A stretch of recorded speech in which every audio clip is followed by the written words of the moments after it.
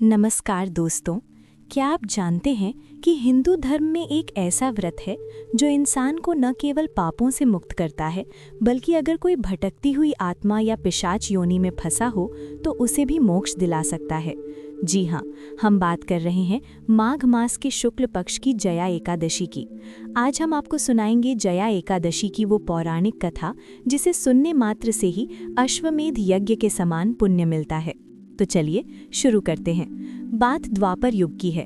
एक दिन धर्मराज युधिष्ठिर ने भगवान श्री कृष्ण से पूछा, हे जनार्दन, आपने माघ मास के कृष्ण पक्ष की षठ तिला एकादशी का बहुत ही सुंदर वर्णन किया। अब कृपा करके मुझे माघ मास के शुक्ल पक्ष की एकादशी के बारे में बताएं। इसका नाम क्या है, इसकी विधि क्या है और इसमें किस देवता की पूजा की जाती है? तब श्री कृष्ण ने कहा, माघ शुक्ल पक्ष की इस एकादशी का नाम जया एकादशी है। ये व्रत बहुत ही पुण्यदायी है। ये ब्रह्म हत्या जैसे महापाप को भी नष्ट कर देता है और सबसे बड़ी बात, इसके प्रभाव से जीव को कभी भी भूत प्रेत या पिशाच योनि में नहीं जाना पड़ता। ध्यान से सुनो युधिष्ठिर, मैं तुम्हें पद्म पुराण में वर्णित एक पुरानी कथा सुनाता हूँ। एक बार स्वर्गलोक में देवताओं के राजा इंद्र का दरबार सजा हुआ था। नंदन वन में उत्सव का माहौल था। गंधर्व गा रहे थे और अप्सराएं नृत्य कर रही थीं। उन गंधर्वों में प्रसिद्ध पुष्पदंत तथा उसकी कन्या पुष्पवती और चित्रसेन तथा उसकी स्त्री मालिनी भी उपस्थित थे और उसका पुत्र माल्यवान भी उपस्थित थे। माल्यवान जो अपनी सुरीली आवाज के लिए प्रसिद्ध था और पुष्पवती जो अपने नृत्य और सुंदरता के लिए जानी जाती थी। जैसे ही माल्यवान ने गाना शुरू किया और पुष्पवती ने नृत्य, दोनों की नजरें मिली। वो एक दूसरे के प्रेम में इतना खो गए कि वो भूल गए कि वो देवराज इंद्र के सामने हैं। प्रेम के वश में होकर माल्यवान के सुर बिगड़ने लगे और पुष्पवती के ताल डगमगा गए। उनका ये अपमान देखकर देवराज इंद्र क्रोध से लाल हो गए। उन्होंने इसे अपना और पूरी सभा का अपमान समझा। इंद्र ने उसी क्षण उन्हें श्राप दे दिया, तुम दोनों ने स्वर्ग की मर्यादा तोड़ी है। जाओ, मैं तुम्हें श्राप देता हूँ कि तुम दोनों इसी क्षण पृथ्वी पर जाकर पिशाच बन जाओ और अपने कर्मों का फल भोगो। इंद्र के श्राप से वो दोनों तुरंत पृथ्वी पर हिमालय के एक बेहद ठंडे और वीरान जंगल में गिर पड़े।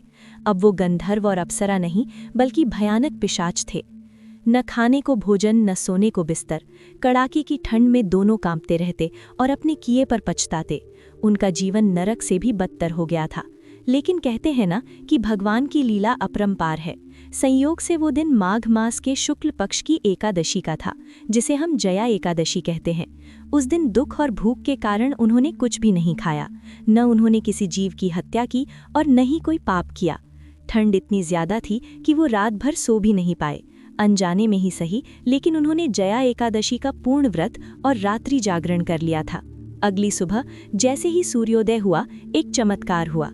अनजाने में किए गए इस व्रत के प्रभाव से भगवान विष्णु प्रसन्न हो गए।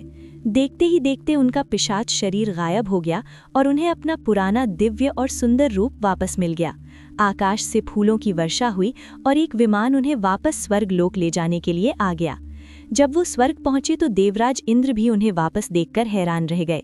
तब उन्होंने बताया कि जया एकादशी के प्रभाव से उन्हें पिशाच योनि से मुक्ति मिली है।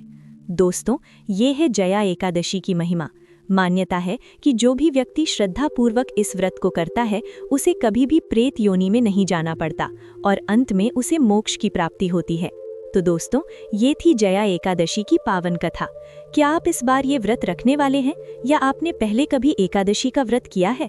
अपना अनुभव हमें नीचे कमेंट्स में जरूर बताएं। जय श्री हरि।